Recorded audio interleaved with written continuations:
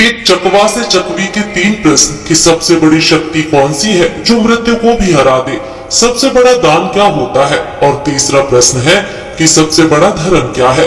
केदारनाथ मंदिर के सामने एक वट का वृक्ष था, उसके ऊपर एक चकवा चकवी बैठे हुए थे। प्रतिदिन चकवा और चकवी भगवान शंकर के दर्शन किया करते थे। एक दिन चकवी को जिज्ञासा हुई और चकवी ने चकवा से पूछा कि हे चकवा, मुझे यह बताओ कि संसार में सबसे बड़ी शक्ति कौन सी है जो मृत्यु को भी हरा दे, सबसे बड़ा दान क्या है और सबसे बड़ा धर्म क्या है। फिर चकवा कहने लगा कि मैं तुम्हें मेरे प्रत्यक्ष में देखी हुई कहानी सुनाता हूँ। उस कहानी के माध्यम से चकवी आपको इन तीनों प्रश्नों के जवाब मिल जाएंगे। तो चकवी को चकवा एक कहानी सुनाता है कि एक धर्मपुर नामक शहर था। उस शहर में एक ठाकुर राजपूत रहा करते थे जो एक सामंत के उच्च पद पर आसीन थे। उस राजपूत का एक पुत्र था जिसका नाम था करमवीर। करमवीर थोड़ा गंभीर था। एक दिन करमवीर भ्रमण करने के लिए जाता है। कुछ समय के बाद जब घोड़े पर बैठा तो उसे प्यास लगने लगी और फिर थोड़ी ही दूर पर उसे एक पानी का प्याऊ मिल गया। फिर करमवीर ने वहां जाकर के पानी पिया और अपने घोड़े को भी पानी पिलाया। थोड़ी देर वहीं बैठकर विश्राम किया। विश्राम करते हुए करमवीर ने देखा कि वहां बहुत से यात्री आ रहे हैं और जा रहे हैं और पानी पीने के बाद बड़ा आशीर्वाद देते हैं। बहुत अच्छा काम कर रहा है ये पानी पिलाने वाला। पानी पिलाने वाले को ईश्वर हमेशा प्रसन्न रखे, यह आशीर्वाद राहगीर देते और चले जाते थे। इस बात को करमवीर सुन रहा था तो फिर करमवीर सोचने लगा कि मैं एक प्याऊ खोलूंगा और वहां मैं हर राहगीर को पानी पिलाऊंगा। यह सोचकर करमवीर घर आ जाता है और अपने पिता सावंत से कहने लगा कि मुझे किसी कार्य के लिए आपकी आवश्यकता है। तो ठाकुर कहने लगे कि क्यों बेटे, क्या कार्य है। तब करमवीर ने कहा कि पिताजी, मैं पानी पिलाने के लिए प्याऊ खोलना चाहता हूँ। तो ठाकुर कहने लगा कि हमारी क्या कमी है, हम एक प्याऊ खुलवा देंगे और उस पर एक नौकर रख देंगे। तो वह करमवीर उस ठाकुर को कहने लगा कि नहीं, मैं मेरे हाथों से पानी पिलाऊंगा। पिता पुत्र की बात मान लेते हैं और करमवीर के लिए एक पानी के प्याऊ की व्यवस्था कर देते हैं। और वह करमवीर एक ऐसे स्थान पर प्याऊ बना लेता है जहां 2-2 किलोमीटर तक कहीं पानी नहीं था। वहां उस रास्ते पर जितने भी राहगीर आते और पानी पीते और आगे बढ़ जाते। एक दिन फिर क्या होता है कि यम के 4 दूत किसी जीव की आत्मा को लेकर करमवीर के पड़ोसी गांव में जा रहे थे। फिर यमदूत ने देखा कि प्याऊ बनी हुई है तो वह चारों अपना भेष बदलकर एक सुंदर युवक के रूप में उस प्याऊ वाले के पास पहुंचते हैं। वहां जाकर उन्होंने पानी पीने के बाद वह चारों यम के दूत उस आत्मा को लेकर चले जाते हैं। उसके बाद जब भी यमराज के दूत उस क्षेत्र में आते तो उस करमवीर नामक राजपूत की प्याऊ पर पानी पीने चले आते। वह करमवीर जब उन्हें देखता तो कहता कि यार, तुम 4 दिन पहले आए थे, तुम अब कहाँ जा रहे हो, तुम कौन हो। तो वह उनका परिचय पूछने लगा तो चारों कहने लगे कि हम व्यापार करते हैं और इस रास्ते से 2-4 दिन में आते जाते रहते हैं। तो वह करमवीर उनकी बातों पर विश्वास कर लेता है और फिर करमवीर उन चारों को हर बार स्वागत करता है, मीठा और ठंडा पानी पिलाता। धीरे धीरे समय व्यतीत होने लगा और जब भी वह यमदूत वहां आते तो करमवीर उन्हें पानी पिलाता। धीरे धीरे जब उनकी जान पहचान हो गई तो करमवीर उनसे कहने लगा कि आप यहाँ आते हैं तो आप मेरे मित्र बन जाइए। तो चारों राजी हो गए। चारों यम के दूत करमवीर के मित्र बन गए। उसके बाद जब भी वह चारों यमदूत उस मार्ग से आते तो करमवीर के प्याऊ पर जरूर आते और वहां बैठकर उससे बात करते और फिर चले जाते। धीरे धीरे समय निकलता गया और करमवीर के विवाह का समय आ गया। करमवीर ने अपने चारों मित्रों को निमंत्रण दिया। वह चारों यमदूत जो करमवीर के मित्र थे उसके विवाह में सम्मिलित हुए। विवाह होने के बाद करमवीर अपनी पत्नी को अपने घर ले आया।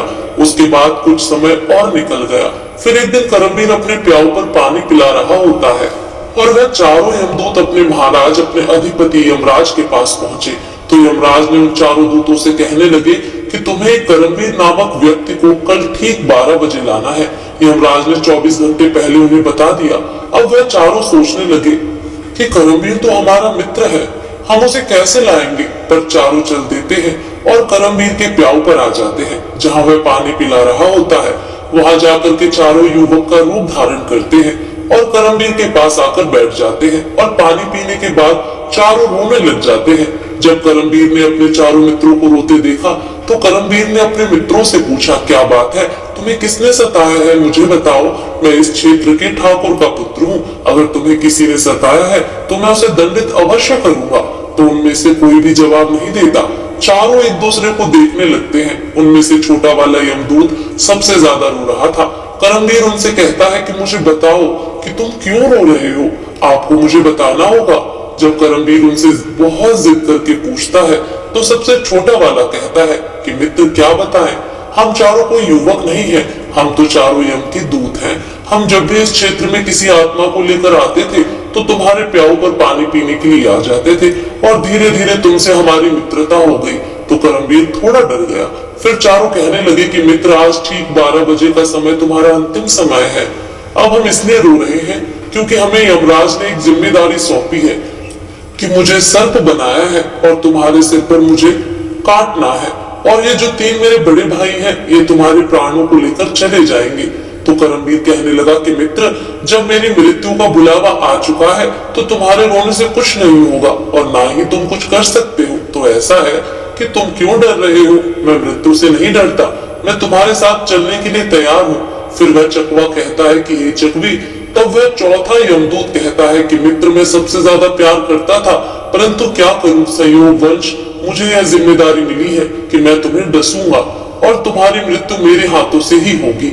यह बात सुनकर के करमवीर कहने लगा कि मित्रों तुम परेशान क्यों होते हो, तुम मुझे कब खाओगे यह मुझे बता दो।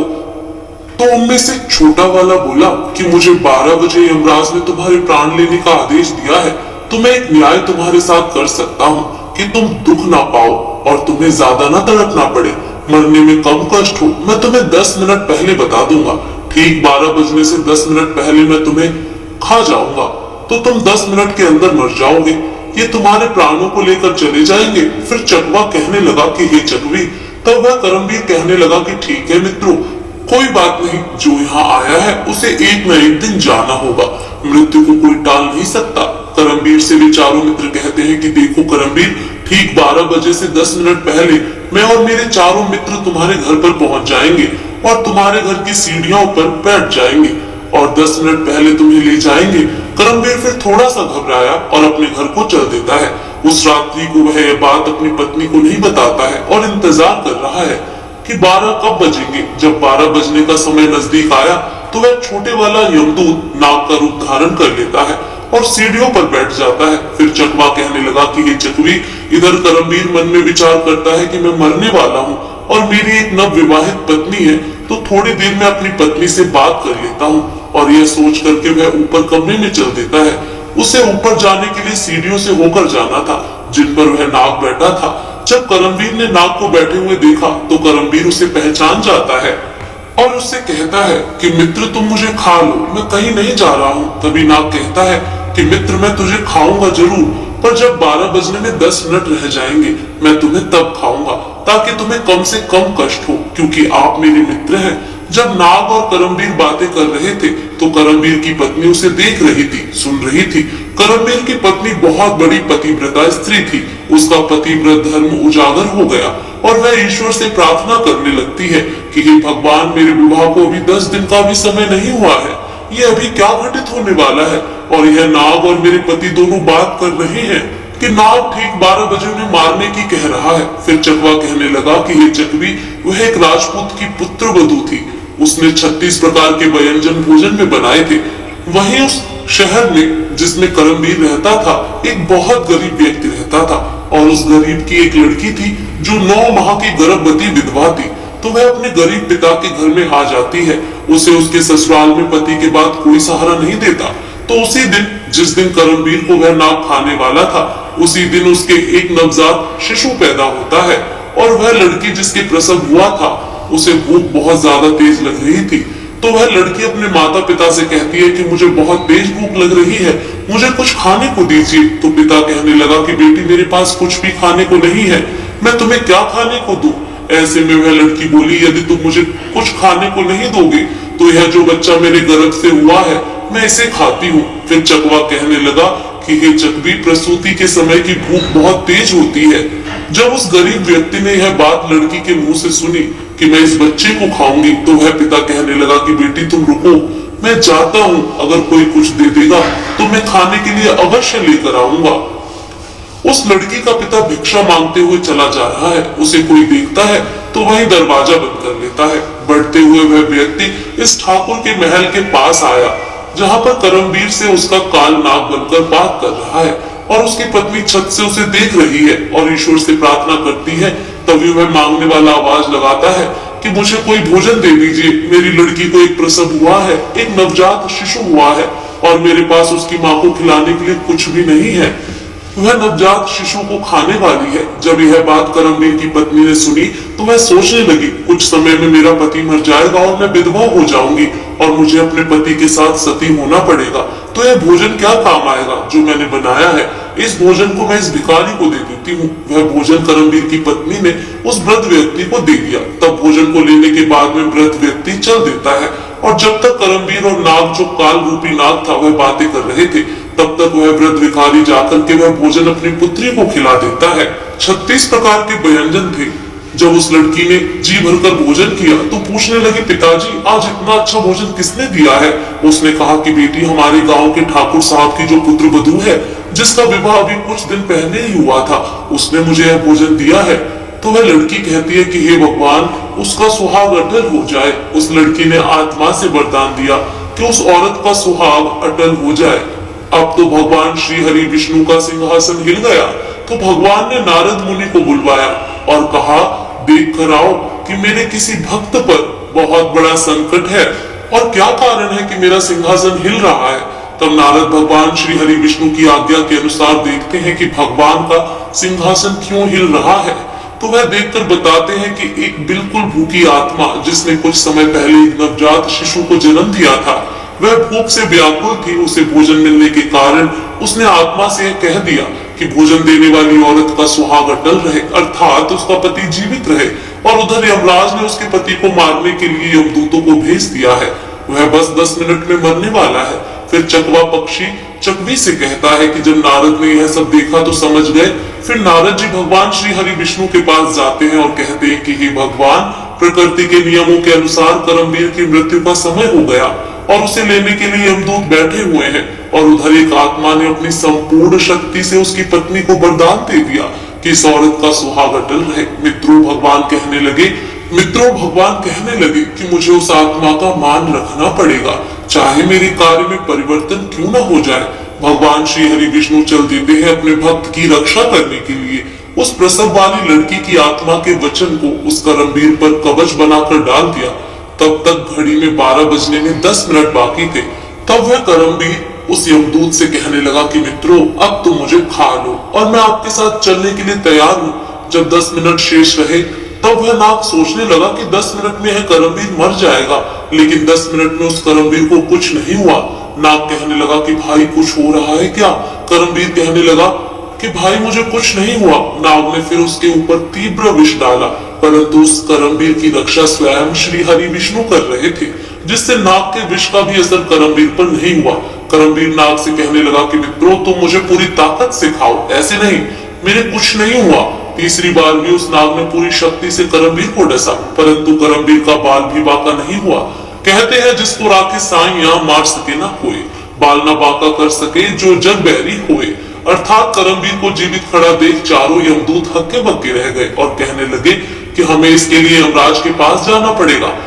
वे चारों यमराज के पास पहुंच जाते हैं और यमराज से कहने लगे कि भगवान, हमने बहुत प्रयास किया, मैंने उस करमवीर नामक व्यक्ति को 3-3 बार डसा और जितना मेरे पास जहर था मैंने पूरा उसके शरीर में उड़ेल दिया, परंतु करमवीर को कुछ नहीं हुआ, ऐसे ही जीवित खड़ा है।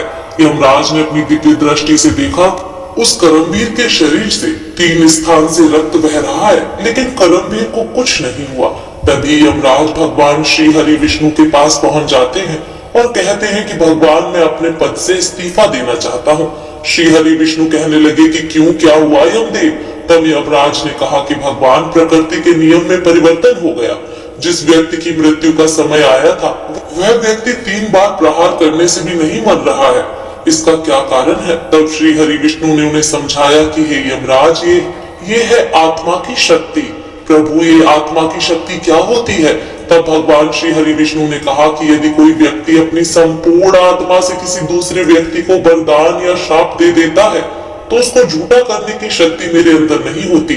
चाहे फिर मुझे उसके लिए प्रकृति के नियमों में ही परिवर्तन क्यों न करना पड़े।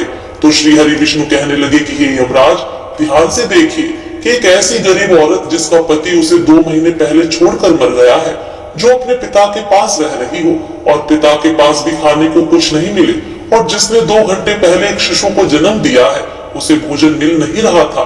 उसकी आत्मा भूख से बिलबिला रही थी। वह अपने नवजात बच्चे को खाने को तैयार थी। उसको भोजन उपलब्ध कराया उस कर्मवीर की पत्नी ने, और उस औरत ने उसे ऐसा आशीष दिया कि उसका सुहाग अटल हो जाए।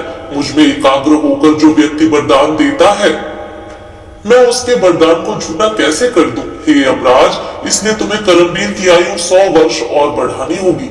तो कर्मवीर की आयु उस दान के कारण 100 वर्ष और बढ़ जाती है। फिर चकवा कहता है कि हे चकवी, तुम्हारा पहला प्रश्न था कि सबसे बड़ी शक्ति कौन सी है जो मृत्यु को भी हरा दे। तो समझ लो, सबसे बड़ी शक्ति होती है आत्मा की शक्ति। यदि कोई व्यक्ति आत्मा से आशीर्वाद दे दे या श्राप दे दे, तो उसे ईश्वर भी नहीं टाल सकते। तुम्हारा दूसरा प्रश्न कि सबसे बड़ा दान क्या है, तो समझ लो, हमें अन्न का दान करना चाहिए। अन्न का दान सबसे बड़ा दान माना जाता है। भूखे को भोजन कराना सबसे बड़ा दान होता है। अब तुम्हारा तीसरा प्रश्न था कि सबसे बड़ा धर्म क्या है, तो समझ लो, जहां आवश्यकता हो उस स्थान पर दिया गया दान सबसे बड़ा धर्म होता है। उससे बड़ा कोई धर्म नहीं होता। जहां आवश्यकता है वहां आप दान दीजिए, उस समय उससे बड़ा कोई धर्म नहीं होता। जहां पर आवश्यकता नहीं है उस समय आप दान कर रहे हो, तो वह दान बड़ा नहीं होगा और फलीभूत नहीं होगा, और बिना आवश्यकता के आपका 1000 रुपए का दान भी व्यर्थ चला जाएगा। और आवश्यकता के समय एक रोटी खिलाने का दान भी हमेशा आपके काम आएगा। यही सबसे बड़ा धर्म होता है। राधे राधे, जय श्री कृष्णा।